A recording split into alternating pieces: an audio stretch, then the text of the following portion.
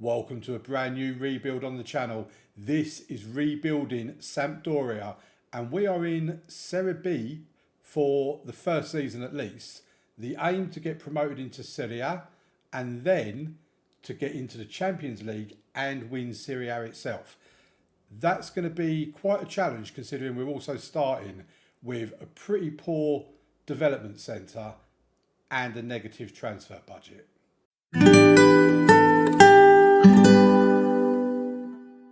Welcome to the video, folks. Welcome to a brand new rebuild on the channel. Previously we done rebuilding FC Kaiserslautern. Now we go from Germany and we go over to Italy for this rebuild with Sampdoria. And basically I've not gone anywhere. I've not gone into tactics. I've not looked at anything. We've still got a full inbox. I just loaded the save up. We're playing it in your world mode. So it is before any transfers took place. And we've got quite a few nations loaded in just so we can get players. And yeah, the first thing I kind of noticed was this here, the transfer budget of negative 1.7 million. The original budget was 1.7 million. We're now 1.7 million in the red.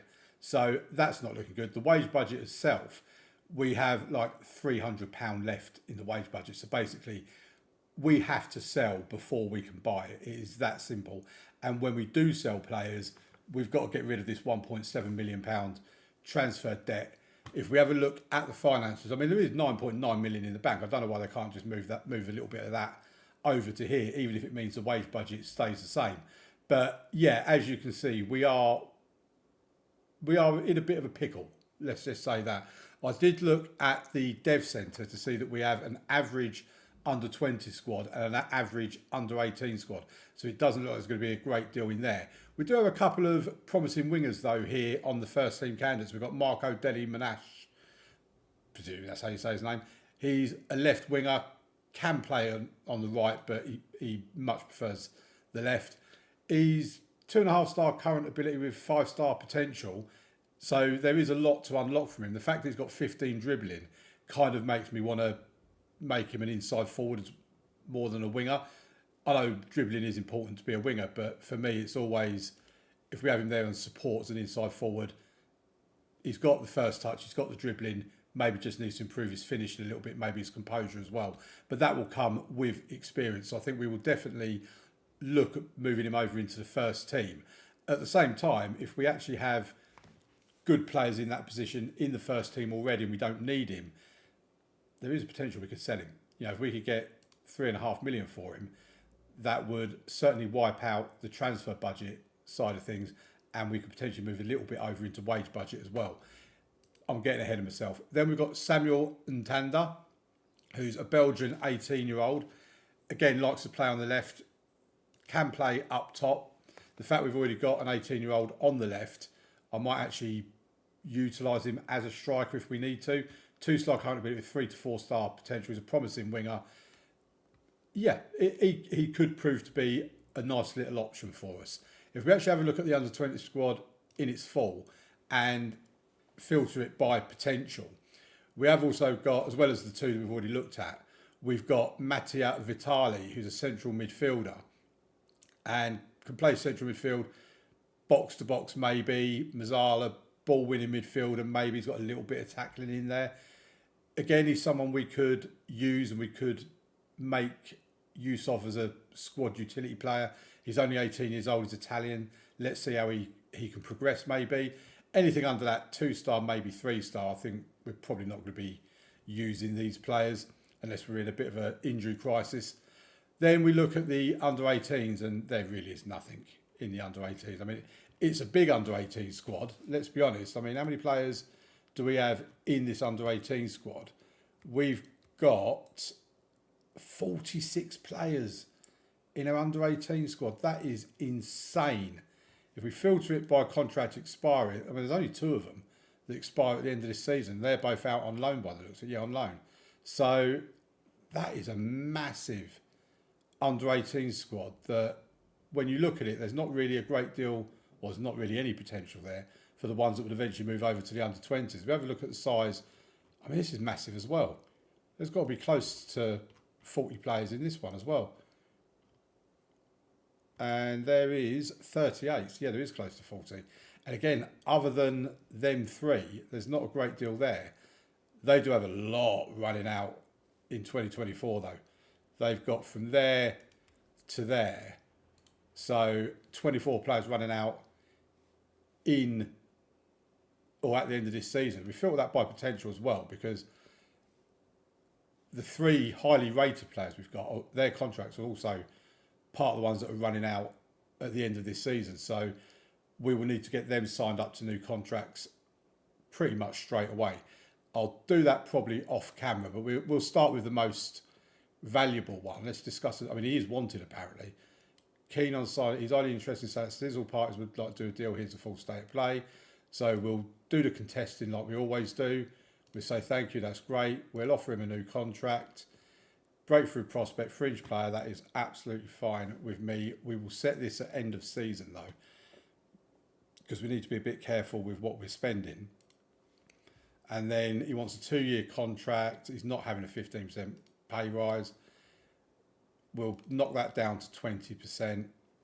Keep the rest of it is lock in the loyalty bonus and the agent fee. Suggest the terms. He's happy to stick with 2.1k. Absolutely wonderful. So I'll deal with the other two off camera, but basically that's exactly what I'm going to do. Right, let's have a look at let's look at our inbox first. So the supporter profile, 11% hardcore, 36% core, 28% family, 8% fair weather. No corporate. That needs to change. 17% casual. The supporters have a high influence on the board. They've got 534.2 thousand followers. Season ticket holders are 18,287, no one on the waiting list.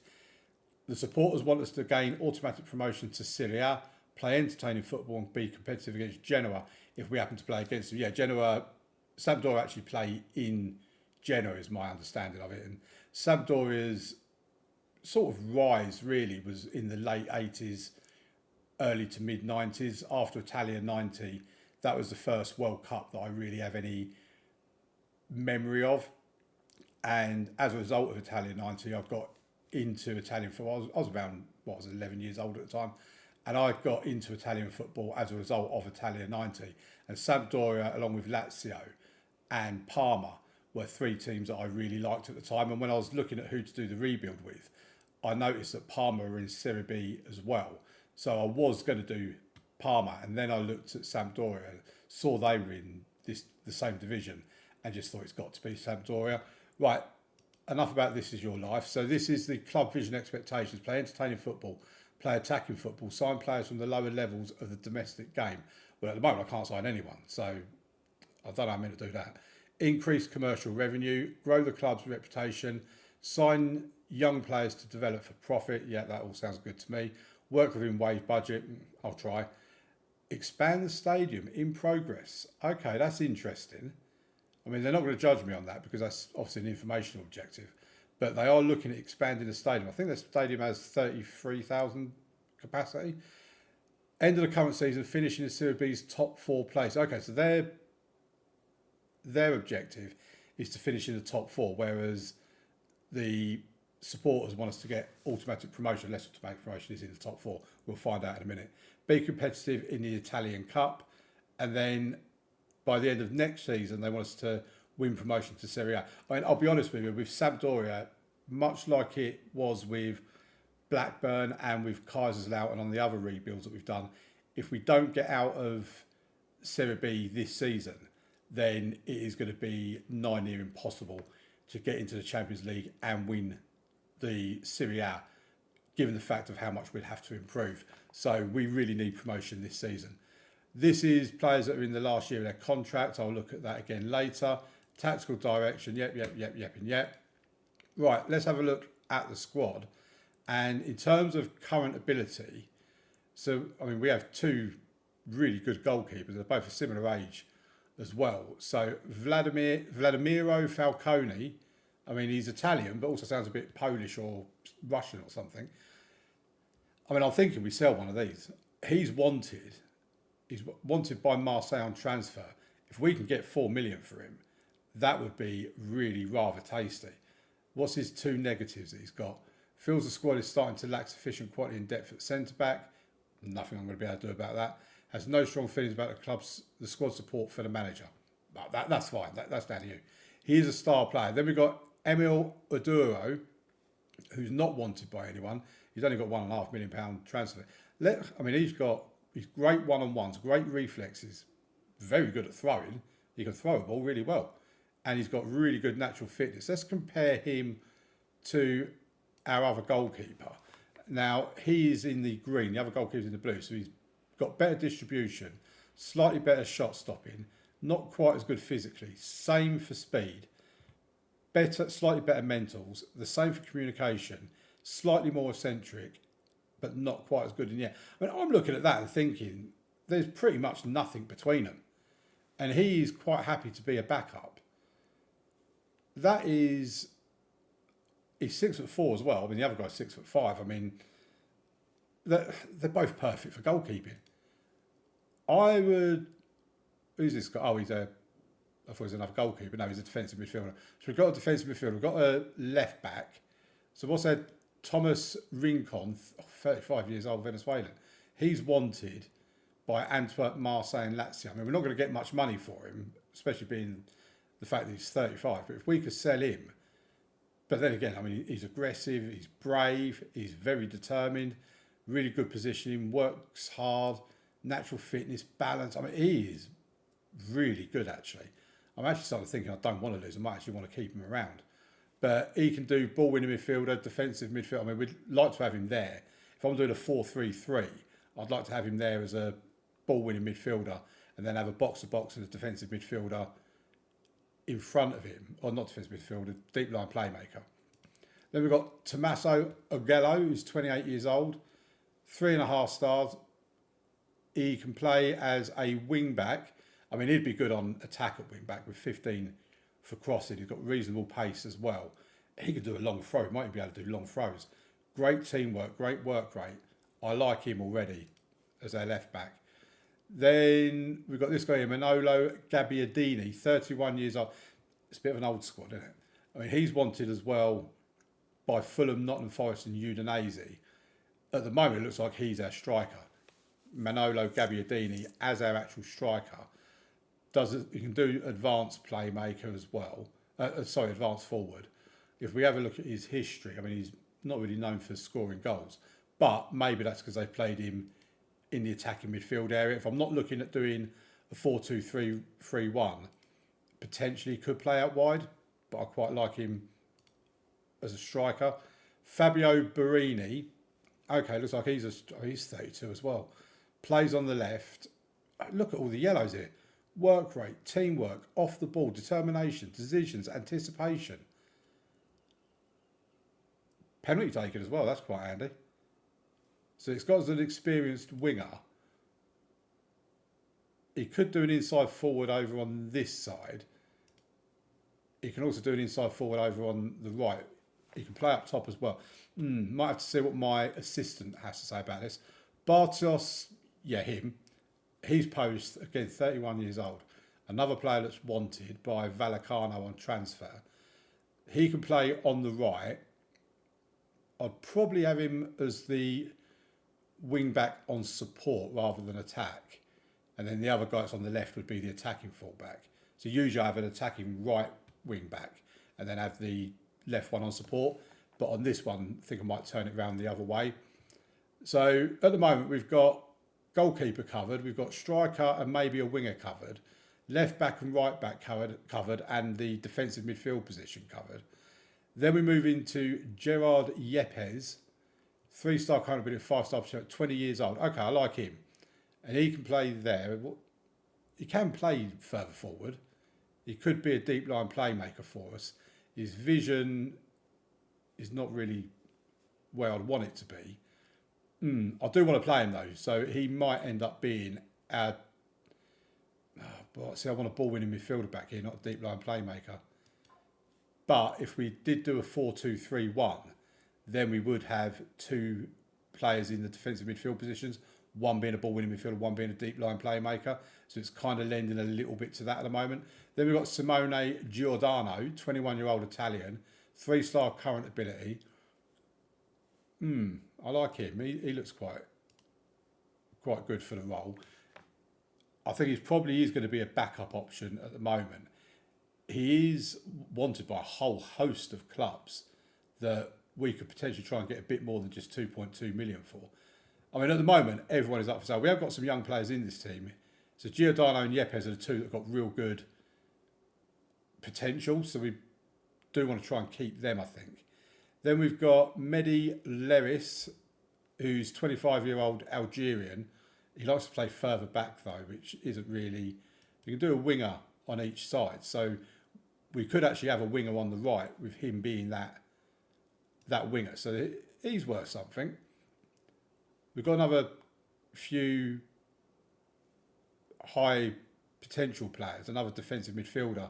I mean, he can play here as a box-to-box. And this is Paoletti, Flavio Paoletti. I mean, a lot of our players are wanted. I mean, look at all the wanted signs down here. Oh, my God, how big is this squad? This club is bloated with players. It really is. We have got 39 people in a first team squad. This is insane.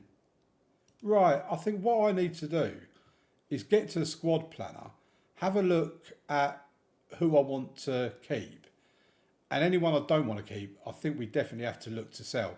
This is going to be hard work. Right, I'll come back to you when I've had a chance to go to the squad planner and sort things out a little bit. Okay, so we've had a little bit of movement. Ignore all these ones here because, and all of these over here because we've not done any of that. That must have been stuff that was pre-agreed previously. But we've sold Matteo Raspa to Carraresi for £14,500. It's not much, it's nothing, but it gets him out of the club. And he was on about £300 to £400 a week, so it freed that up in the wage budget. Samuel Ntanda has gone to AC Milan for £800,000 as well. Samuel Ntanda, one of our wide players, he's got a bit of promise to him. He's got 3 to 4 star potential, so he is a decent player, but we need to just move players on, basically. I have rejected a lot of offers for other players. As you can see, Gerard Yepes, we've had numerous offers coming in for him, but he's 3-star current ability with 5-star potential, 4 to 5-star potential. As a defensive midfielder, can also play further forward as well. And the offers we've had coming in for have been like 1.5 million, and I'm just not prepared to accept that. So he got the ump because Man United were one of the clubs that came in for him. They offered us 1.4 million in various instalments, about £250,000 up front. I said no. He got the ump about it. We had a chat. I said I weren't prepared to sell him because the finances weren't right on the deal. He came back and said 7.25 million is what he thinks is fair. I agreed. Napoli then came in with an offer of 2.5 million up front, no instalments, no add-ons, just 2.5 million. I put it up to 7.25 million, locked it in. They said no, so we move on. I'm prepared to keep him unless anyone meets the 7.25 million valuation. Same with Simone Giordano. He's our first choice left back. The offers we've had come in have barely even reached $1 million, so I've just said no to them. Thomas Rincon as well is another player who can play in these positions. I don't want to sell him unless I have to. We've had a couple of offers come in, but again, I'm not really interested in it. With 190 rising to £300,000 for him and for Giordano. For them to tempt me into selling them, they're going to have to give me some decent offers. We have also noticed a bit of a problem. So I went to Squad Planner. I'm actually not going to go to Squad Planner now because it's an absolute mess. But in actual fact, we will. And if we look at centre-backs, so these are our centre-backs, but look at how terrible they are. The best one we've got is Alex Ferrari, and he's out injured for 12 to 13 or 11 to 13 months. So he's out of it. He's been relegated to our under-20 squad now, which means the best defender we have is this guy here, who's 1.5 star current ability. Might not even improve. If he does, he'll probably be to 2.5 stars. This guy here, Gaffey, might improve to 3 stars, but at the moment he's not even a whole star. We have basically no centre-backs, and I am panicking. I tried to sign 2 33-year-olds that were 3-star current ability with no further potential, as you'd imagine, at the age of 33.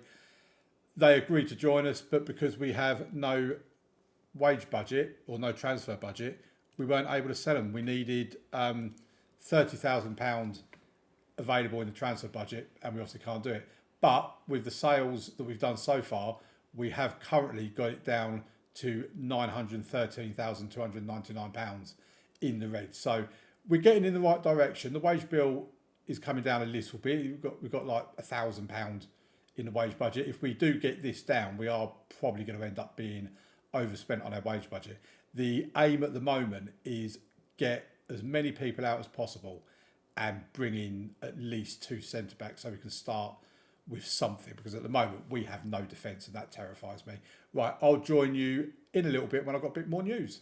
Right, our season is about to start. We have an Italian Cup first round game against Ternana, who are another Serie B team. We are at home. We have made a little bit of progress. If we have a look at the finances, we now have a plus £507,000 transfer budget, which will be enough to bring in some free transfers. We also have about £52,000 in the wage budget to play around with as well. So we are in a slightly better position than we were. It's been hard work, I've got to say. Have a look at the transfer history. Nobody else has come in yet, but the players that we've moved on, I mean, you were here for Raspa and Ntanda last time. We've had Eric Gerby has gone to Vicenza for £10,250, rising to £14,500. Manuel De Lucas, who's a decent player, but we have an abundance of strikers. He's gone to Palermo for £575,000. Nicola Maru is a left back. We have options at left back, so we let him go for £375,000. Alessandro Cesari has gone to Navarra for a measly £3,600. What I've done basically, I went into our under-20s and selected everyone that was rated below 3-star potential and offered them all out via the transfer room. And that's one of them we come back. These 2 free transfers were another we had come back. We've not done great shakes on it, but at least it's got a few players out of there and a couple of £100 for each of them released on the wage budget. And Thomas Rincon has gone to Bournemouth for £550,000, rising to £625,000. He was obviously our star midfielder that I didn't really want to sell, but I didn't really have much choice. I needed to get that transfer budget sorted. I need to get a couple of centre backs in, at least 2, and we let him go. The players then came to me in their masses because they weren't happy about it. I had a chat with them. I told them the offer was too good to turn down. Most of them were fine with that. There was 2 or 3 that are still unhappy, but it is what it is. They need to get used to it. We've got quite a few things going through at the moment. We've got this guy here. He's on the unwanted list, 34 years old. One of our many goalkeepers. Nobody's going for him at the moment. He did have the option of going to Western Sydney Wanderers, but he's rejected them. We have put in an offer for this guy, Alessandro Tuia, 33-year-old centre-back, free transfer, £5,000 a week. If we can get another one like him through the door for this season, I'll be happy with that, because at least it then gives us at least a couple of centre-backs. If we have a look at our schedule in terms of pre-season, it's been a mixed bag. We drew against Brescia 0-0. At least it showed our defence can keep a clean sheet. Then we beat Cosenza 3-1. Fabio Barini and Manolo Gabbiadini. These 2 are going to score the majority of our goals, I feel, this season. Then we had a 2-1 defeat away to Cagliari 2-1. Then against Estoril, we won 2-0 with goals from Mehdi Lloris and Manolo Gabbiadini.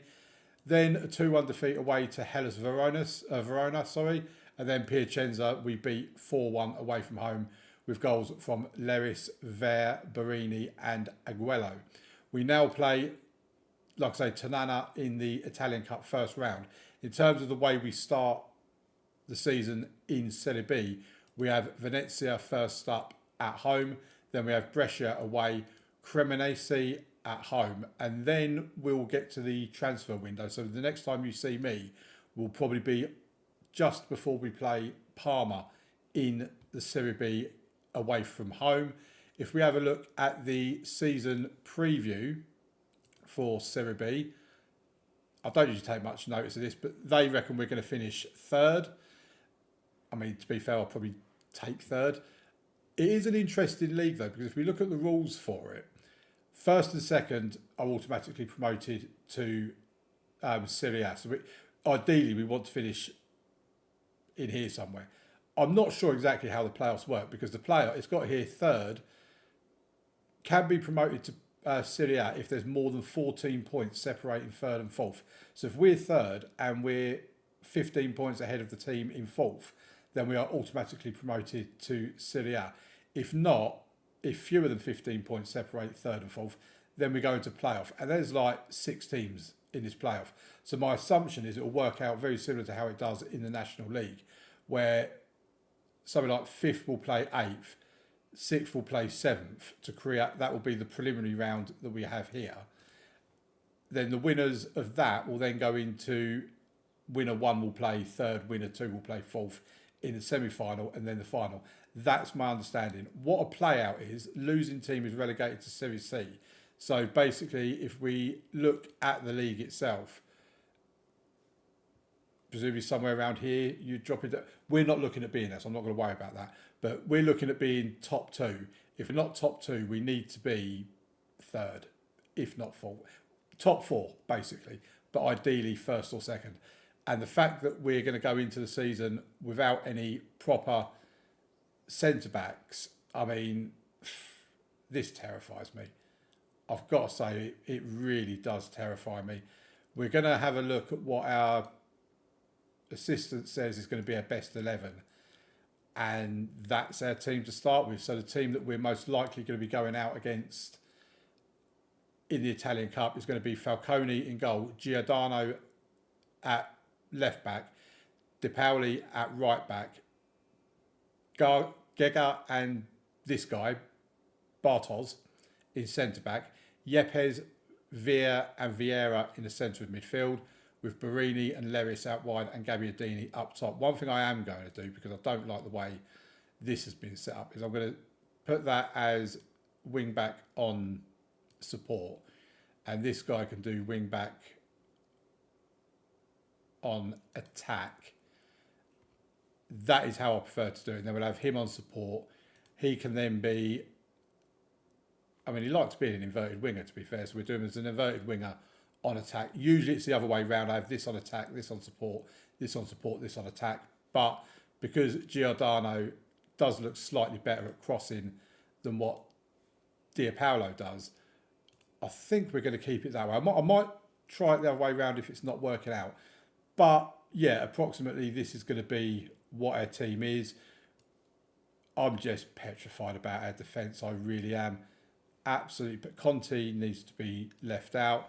Benedetti is out for 4 weeks, so we need to get him out of the team as well. I'll sort this all out before we go into the game against Tanana just now.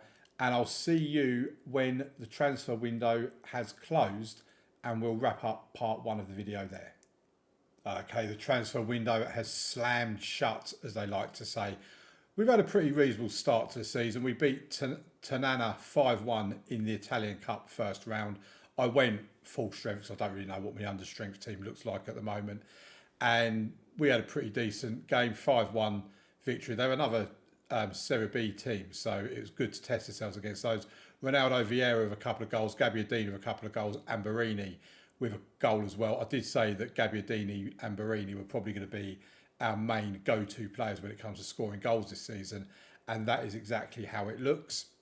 We then played Venezia first up in the league, a 3-0 win against them, and yeah, we were the better team. We had more shots on target, better XG, better possession, more passes completed. We were just decent. Leris wasn't all that on the right, but he played decent against Tanana in the League Cup game. Our makeshift centre-back pairing of Gega and Bartos, or whatever his name is, doing a decent job as well, keeping a clean sheet.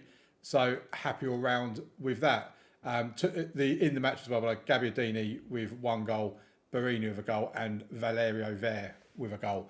Then we played our first away game against Brescia, and that was a 1-1 draw. We did have Gerard Yepes sent off in the 82nd minute. We went 1-0 down, but Manolo Gabbiadini with a penalty to make it 1-1. In the game, I can't really say we were the better team in terms of shots anyway. In terms of XG, we're better. We dominated possession as well, more passes completed. So a draw, maybe that was the best or the most reasonable outcome in that match as well. Then Cremonense, 3-1 win at home in that game. And goals from Gabbiadini, Leris having a good game, also getting an assist for Gabbiadini as well. Gabbiadini assisting Valerio Ver for his goal. We dominated possession, more passes completed, better XG, more shots on target, more shots on goal. I would say that means we deserve to win that game. Then that led to my confusion, because after that game, I then looked at the Serie B table to see where we stood in this. And I looked at seeing that we're 8th, and I'm thinking we've got 2 wins and a draw, and we're on 5 points. So surely if you're getting 3 points for a win and 1 point for a draw, that should be 7 points. With our goal difference of +5, we should be in second. Adding up then the other teams, I was like, Cosenza, they've won 3, they've got 9 points, that adds up. This team here, 2 wins and a draw makes 7 points, the same as us. Spezia, 2 wins, 1 defeat, 6 points. Same for this team, same for this team. So I'm looking at thinking, why are we the only team that's not getting 3 points for a win? And then I noticed down here, and it says 2 points deducted from Sampdoria, financial mismanagement. I'm assuming that was the case from the start of the season. So we start the season on -2 points. So it's even tougher of an ask to get promoted than I originally realised. So that's the reason why we're on 5 points and not on 7 points. So we're currently 8th with 2 wins and a draw from our opening 3 games. We're through to the second round of the Italian Cup, which the first round took place on the 13th of August. We've got to wait till the 1st of November before we get the next game. And that's against Salernitana, who are a Serie A team. They're 16th in Serie A. Quite like their kits here. I think they're quite nice, actually. But yeah, so it's all going really rather well. In terms of transfers, we have been doing a bit of business. Let me bring you into it. So in terms of incomings, Alessandro Tua has come in on a free transfer, 33-year-old Italian defender, 2.5 stars. He's not going to improve, but he's reasonable. Got good heading and good jumping reach as well. Hopefully we can make use of him at set pieces. And then also centre back on loan from Watford, we've got Christian Cabaselli, 32 years old, has got 2 caps for Belgium. He can do a job for us. He's 3 stars, 6'2", decent heading, decent jumping reach. Again, like Tua, we're hoping he can do a decent job at set pieces. And ultimately, we're hoping they can do a decent job in defence as well. And they've both been in for it. They've played a couple of games each now, I think. Yeah, 2 games for Cabaselli, and Tua came in at the same time as well. So he's had a couple of games. Hopefully we can get a partnership forming between them. They are going to be basically just a 1-season deal. I mean, Cabaselli goes back to Watford at the end of this season. In terms of players out, you previously knew about Raspa and Tanda. I'm not sure if I told you about Gerby. He went out for like 10,000, rising to 14,000. Manuel De Luca went to Palermo for 575,000. Nicola Muru went to Standard Liège for 375,000. A nominal fee there for Cesare. Thomas Rincon has completed his move to Bournemouth for £550,000, rising to £625,000. Flavio Paoletti, didn't want to let him go. He's 20 years old. He's a good youngster with good potential, but he was running out of contract at the end of this season. He came to me saying he's considering his options at the end of his contract. So I thought it's better to get something than let him go for free. So we got £650,000 for him, and for us and the financial situation we was in, that is awesome. Matteo Stopper, who's a backup winger, went to Westerlo for £825,000, rising to £1 million. Again, he's a decent player. He would give us options, but he was only a backup, so we just said goodbye. And Simone Giordano, this was with a heavy heart. He's their first choice left back. He's gone to Bournemouth for £2.5 million, rising to £2.8 million. Given the position we're in, we can't really afford to say no to £2 million. He played 3 games for us. He's got an assist at 7.03, but he is now gone, which means I need to put his replacement in here, which will be Tommaso Agello, who has already played this season. If we check his history, 3 appearances in the league at 6.77, but he has played in the cup and he got a couple of assists in there at an 8.30. He's more than just a decent option. He's pretty much a like for like. He's just older than the previous guy. So that is the position we are in. Dynamics, we've got people unhappy because they want a stronger squad and whatever else. Yepes wants to move to a stronger squad. Manolo Gabbiadini just seems to moan every time I sell a player. He's got a couple of teammates that support him. But team cohesion is good, club atmosphere is still very good, and managerial support is average and on the up. We'll ignore that that's on the down. So far, it's all looking really rather good. We've got 3.4 million back in the transfer budget. We've got about 46,000 to spend in the wage budget. The transfer for Paoletta didn't go through until late on transfer deadline day. So what I'm kind of thinking is that we will keep this 3.4 million in the bank. We can always put a bit of that in the wage budget as well. And we'll see where we are in January, and do we need to bring anybody else in? I'm thinking we might need another backup centre back or something like that. In terms of the projections, they project absolute nightmares. I'm not going to worry about the projections, I never do. In terms of debts and loans, there's £1.6 million transfer debt. The net debt is 25.7 million, and that's being paid back at the moment, £150,000 per month for the next 22 years. So that is something for them to worry about. But in terms of what I need to worry about, the transfer budget and the wage budget, that's all back in a positive position. If you're looking for a save to do that's not an easy save, then I would highly recommend Sampdoria, because at the moment, boy, is this tough. This has been hard work, this transfer window. So in terms of staffing, by the way, we have brought our staff in, and even though we've got 2 scouts missing because people are coming in for our scouts now, we're still the best in class in Serie B. We've got the best coaches set up, even though we can still bring in another coach if we want to. I'm going to leave them for the time being and just see what we can do if we get promoted. But yeah, all is going really rather well. We'll say that's it for part 1. I do have concerns whether we can keep this up or not. So I'll see you in part 2 to see if we're anywhere near the promotion places. And we are top of Serie B. What a start to the season. Well, I say what a start. It's over halfway through now. 22 games into the season, 17 wins, 3 draws, 2 defeats. The 2 defeats have been away from home against Bari and at home against Palermo. The 3 draws have all been away from home.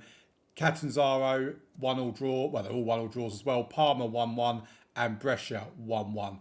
We are 11 points ahead of second place Bari and third place Catanzaro, and 13 points ahead of Parma. With only, 16 games to go, I would like to think that we are going to at least get automatic promotion, if not win Serie B at the first time of asking, which is absolutely crucial that we do. If we have a look at the schedule, we go up to where the season, or where we left off actually, because you would have known about the Cremonese game, which we won 3-1. That was just before the transfer window closed. And then when the transfer window did close, we had a bit of a dodgy September, has to be said. A 1-1 draw against Parma away from home. I actually think that's a pretty decent result because Parma are one of the better teams. Then Suditriol, a 4-3 win at home in that game. Gabbiadini getting a couple of... He is a nightmare, this man, because he scores goals, but he moans all the time. There's always a lack of sufficient quality and depth in one position or another. And just as he's got over one of them, he's then complaining about the other. And he's an influential member of the team as well. So at the end of this season, I don't think his contract expires. No, he's got another couple of years left on it. I want him out. I mean, he is an old man anyway. He's 32 years old. So we do want him out of the team because he just moans too much and I can't be bothered with him. Then we played Ascoli and won 2-0 away from home. Another away game against Catanzaro where we drew 1-1. And then the 1-0 defeat at home to Palermo. So the 3 games we dropped results in, they're games that you'd consider games that are droppable for points. But yeah, just made September a bit of a dodgy month. Then we had a really good October where we won 2-0 against Cittadella. Then a 3-1 win against this team here. I can't say their name. And Tanana, we beat 2-0 at home as well. Then we lost in the Italian Cup second round against Salernitana. Lost 2-1 in that game. To be honest, I'm not that gutted about it. The Cup doesn't really mean anything to me. I just want to get out of Serie B, so I'm glad we've just got that to concentrate on. Then we had a succession of 3 wins in a row. 2-0 against Lecco, 3-1 against Reggiana, and 4-1 against Como. Then we lost against Bari 2-0. But then we've been on a really nice run since then. 3-1 wins against Cosenza and Modena, a 2-0 win against Spezia, a 2-1 win against Pisa, then a 2-0 win against Palermo, 3-0 win at home against Catanzaro, and a 2-0 win against that team whose name I can't pronounce. Which means coming up next, we've got Cittadella, who are 16th in the league, followed by Pisa, who are 14th, Brescia, who are 10th, Venezia, who are 6th, and Spezia, who are 8th. That's a really winnable month. We could slip up towards the end of the month against two of the slightly better teams, but we are doing really, really well. If we have a look at our squad and we have a look at the goal scorers and assists, in terms of goals, no surprise that Gabbiadini, 12 goals, 3 assists, 7.41. He has been a better player. He's also injured as well, and he was injured earlier on in the season. So if he had stayed injury-free, I dread to think how many goals he could have already scored. Then Ronaldo Vieira, the surprise package really. He's got 7 goals and 3 assists, with Barini getting 7 goals and 4 assists. Vieira is our box-to-box midfielder, by the way. Then we've got Leris, who plays out wide on the right for us, on a 7. Then Valero Ver, who's our Mazzala, with 5 goals and 9 assists. 4 goals from the central midfielder, who we didn't actually start him, and he's not a regular starter for us. I mean, you can actually see he's made 6 starts, 11 substitute appearances, 4 goals, 4 assists at 7.27. He's best used as the box-to-box midfielder, but as you can see from here, Ronaldo Vieira is our box-to-box midfielder. So he's got a lot of competition. He's struggling to get regular game time, but the 23-year-old Norwegian really is a very decent player. And as you can see from the goals and also from the assists, I mean, we've got this guy here, our left back, 2 goals, 5 assists as the attacking left back. He's doing a pretty decent job so far this season as well. Goals have been spread out quite well between our team. And if we look further down, we can see here that from here, oh, wrong one. So let me just find, so Seppi is the guy who, will this scroll along please, thank you. So from Seppi down to Ravaglia, none of these players have made a single appearance this season. And they could actually most likely be players that we really need to get rid of. I mean, we've only got, out of them, only one of them has a contract expiring this year. So the rest of them, we need to try and get them out. None of them are, I mean, I say none of them are. Andrea Conti, he can play as a right back, would normally be one of the first choices, but he's just always injured. He's injured again now. He's out for another 2 weeks. He was injured when we first arrived. He came back for a few weeks, and then he's just got another injury, and I just don't need him, basically.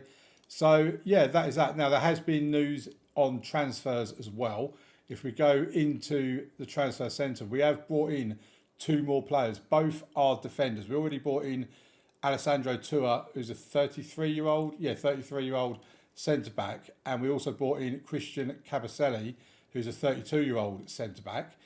Basically just here to give us a bit of depth in the centre-back positions, because we basically had no centre-backs that could actually kick a ball. The only ones we had were like 1 star. So, yeah, we brought them in. They've actually been doing a really decent job. I mean, Tua, for example, 19 starts in all competitions, 1 goal, 6.96. That's decent. It's not great, but it's decent. And Cabaselli has been slightly better. 20 starts, 2 sub-appearances, 1 assist at 7.07. They've done exactly what I asked them to do. And to be fair, they're the centre-back pairing of the best defence in Serie B. Then we brought in, this is in January, brought in Danny Tazende for 1.8 million from Villarreal B. He's a left back. We need a bit of quality in depth at left back, so we brought him in 3-star current ability, 4-star potential, 23 years old. I think he's a pretty decent option, to be honest. Then Fabio Ponzi came in from Medina for £2 million. Now, one of the reasons why I brought him in is he can play anywhere along the back, right, left, or central. And so, yeah, he gives us great utility in that respect. But another reason why I brought him in is because he was from Medina, who are in the league below us, I believe, Medina. Oh no, it's Serie B. And that kind of fills out a objective from the board. They want us to sign players from lower leagues and all this sort of stuff. And for just 2 million, I thought he was a pretty decent player to bring in. Again, he's only 22, he's got potential. And he's also got sell-on value as well. I don't know what Tazenda's sell-on value is, but not really anything, to be fair. We bought him for 1.8, his value is maximum 1.9. But once we get into Serie A, then he could indeed become a much better or much higher valued player. In terms of players out, because there has been players out as well, Simone Giordano has gone to Bournemouth for 2.5 million, going up to 2.8 million. And yeah, he was, because we knew we were selling him, that's why we had to bring in additional left backs to cover, basically. Then Antonio Lajamina has gone to Leuven on loan. Bartosz Berezinski has gone to Mallorca for 1.4 to 1.8 million. He's a right back, can play across the back, has been pretty useful at centre back a few times as well. 31 years old. I just thought if we're getting an offer of 1.4 rising to 1.8, we'll cash in on that. And then Emi Odero, who was their backup goalkeeper, wanted to be first choice. We couldn't give him the first choice football or the regular starter opportunity that he wanted, so we ended up letting him go as well. He's moved on, like I say, to Almeria for £2.5 million, which meant that in terms of the finances, we've got money in the bank, but as you can see, it is rapidly dropping. But we still have £4.4 million in the transfer budget. We started January with 4.3 or 4.2, I think it was, and we paid 3.8 million out for 2 fullbacks, and we're basically back to where we were. And the wage budget got about £45,000 in the wage budget as well. It's all looking really rather handsome in terms of debts and loans. We've now got no negative transfer debt, and the net debt is the club's responsibility, not mine, basically.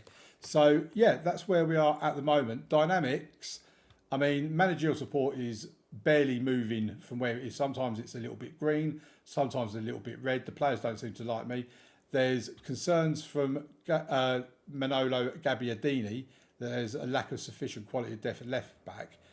The one thing I'd say is if we look at the team here, we are the best for goals scored. We are the best for goals conceded. How is there a lack of sufficient quality and depth when we're top of the table by 11 points and we have the best defensive record?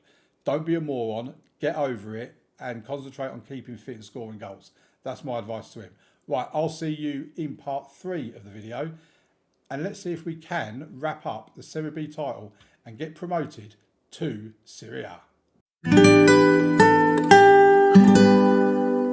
And we are promoted, and we're promoted comfortably as the winners of Serie B. We've won it by 16 points ahead of Bari.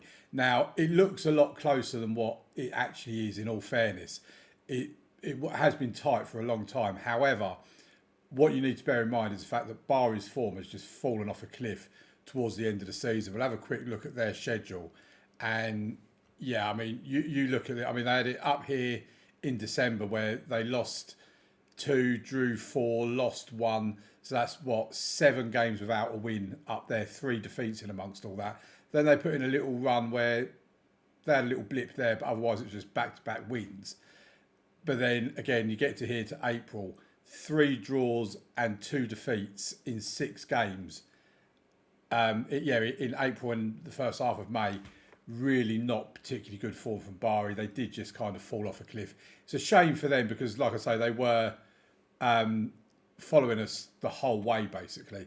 But eventually we just had too much for them. 4 defeats, 6 draws, 28 wins, a goal difference of 50. If we actually have a look at the league table itself in its entirety, and you can see there we scored more goals than anyone else with 86 goals. We conceded less than anyone else with 32 goals, a goal difference of 54. A defensive record I'm actually really proud of, considering we went into this save with basically no central defence other than 1-star central defenders. To actually, we brought in Tua and Cabaselli and got through the season with them playing most of the games. Although I say playing most of the games, Cabaselli was injured towards the end of the season, and we did give Ercan Gega, who I think is Albanian. Yeah, Albanian, 22-year-old Albanian. 2-star current and potential, but he's not going to get any better than what he is, and he's certainly not a player I plan on keeping around any longer than I have to. But to be fair to the lad, he had 18 appearances, 1 goal, 2 assists, 1 player of the match award at 7.05. And out of them 18 appearances, 14 were starts. They were when we had to let Cabaselli out of the team, or if Tua was out of the team for a suspension or an injury, we'd bring him in for him as well. He's played both left and right side as both central defender and ball playing defender. So he's been very decent. Alessandro Tua, as you can tell, he was 3 stars when he first got here. He's now down to 2 stars. I mean, he is 33 years old. Both him and Cabaselli were only one season wonders, both 33 years old. They're only here for this season just to get us through it. Part of the rebuild that we're going to have to do in the summer is properly meeting out our central defence, having some really good central defenders. Because if we go into Serie A with this as a centre-back pairing, we're going to be in trouble. We're going to be in a lot of trouble. In terms of the actual schedule, the last time you was here would have been just before we played Cittadella in Serie A. We only had the league games to go. From there, we drew 1-1 with Cittadella. We then beat Pisa 3-1. We then beat Brescia 3-0. We then lost to Venezia 4-3 in an absolute thriller if you're a neutral. Then against Spezia, we won 4-1, a 4-0 win against Modena, a 0-0 draw against Cosenza, then 2 1-0 wins, one against Bari, which at the time I thought was a really good result. When I then looked back at what their form was like, realised perhaps it wasn't as good as what I thought it was. But still, a 1-0 win against Bari, we will take that. Then a 1-0 win against Reggiana, a 2-1 win against Como before a 3-2 defeat against Tanana. And Tanana are not particularly good. I mean, to be fair, neither are Venezia, but they are, I think, about mid-table, whereas Tanana are down by the relegation zone. Then we beat Lecco 3-1, a 1-1 draw with Parma before finishing the season with 3 wins, 2-0 against Cremonense, 4-1 against Ascoli, who I believe have been relegated, and 4-2 against Sudtriol. And if we go back and have a look at the league table, where's the league table gone? Give me the league table. Then, yeah, Tanana have actually been relegated. This team here, whose name I can't pronounce, they've also been relegated. Cittadella and Lecco are involved in playoff games. I believe it's with teams in Serie A, and then that will decide who the 4 teams are that get relegated. In terms of top of the table, we and Bari have been promoted, and then you've got all this going on for playoffs. So what I think I'll do is we'll show the dynamics quickly. Team cohesion is very good. Club atmosphere, excellent. Managerial support, average. I mean, it's still barely moving this. I've just got on promotion, and the players still hate me. I don't really know why. We have had budgets set for the new season, so let's have a look at those. And they are a £5.1 million transfer budget. I mean, it's gone up by about £700,000 of what it was. The wage budget has slightly increased. If you go by committed spending, we're going to go into the transfer window with about £180,000 wage budget to spend. There may be room to manoeuvre some of that into transfer budget, but it's going to be a very tough summer where we need to move a lot of players on and get a lot of players in as well. So it's going to be tough. We are in the red with our overall balance, 3.2 million. I'm hoping being in Serie A will help fix that. But overall, finances, considering they were absolutely atrocious when we got here, we had a 2-point deduction for financial mismanagement. Hopefully, we're starting to see things are slowly improving. Right, what I also want to show you as well is we have a look at the club vision thing. Board alert, takeover in progress. There are rumours that we are the subject of a tycoon takeover. I'll put a screenshot on screen round about now showing the email that we got originally for it. Now, there has been another email since then come through saying that the rumours are not to be believed. But if they are to be believed, we could be having a tycoon takeover, which I've got to say, it will make this save a lot easier. Because at the moment, believe it or not, despite how we've cruised through Serie B, this has been a tough season. I have worked very hard. Players are moaning left, right and centre, mainly because of how big our squad is. And yeah, it's just been tough. It really has been tough. Right, let's move over to the end of season review now and have a look at that. Okay, before we do get to the end of season review, a few things I just want to show you. So the next season's expectations, vision and expectations meeting. Same with all of this really. And then attempt to avoid relegation from Serie A. So by that, even if we get relegated, I think my job is safe. Although if we do get relegated, the rebuild aim of winning Serie A within 5 seasons will pretty much be over. We will accept the visions. Dynamics we've just had a look at anyway. End of season team meeting, that should be a pretty simple one. We just need to say that we want to avoid relegation. Go into the next season, we're in a good position. Next season, we'll just say that. Oh my God, they're offended. Oh dear. Do you know what? That's my fault. Let's back down. Positive. Everyone's happy in the end. That's the main thing. Right, let's get out of here. We don't want to be saying anything else and upset them even more. I just can't do right by these players. They absolutely hate me. They really do. This has been the toughest rebuild I've done so far. I say ever done. I mean, I've only done like 4 or 5 of them. But right, so where we go? So basically, we can go to Italy. Oh, we go to Morocco. Let's go to Morocco. Yeah, we'll go to Casablanca. We'll have a pre-season Casablanca.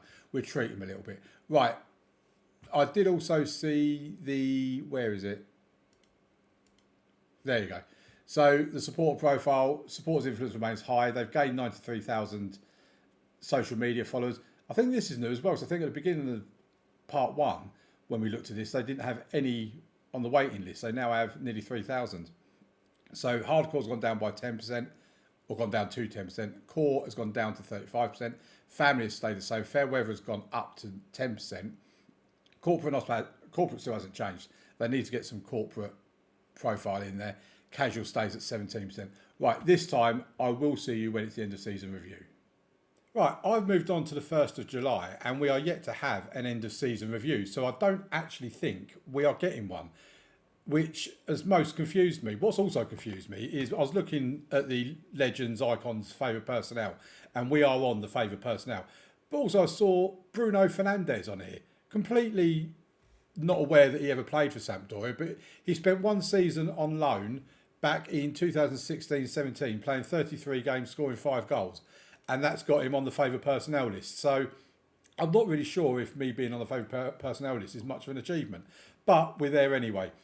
But in terms of the end of season review, if we do get one between now and the end of the first transfer window, then I'll bring that to you in part 1 of next week's video. But yeah, I've moved forward to the 1st of July and we've not had one so far, and players have left, players have returned from loans, we've had the new season fixtures come through, all that sort of stuff.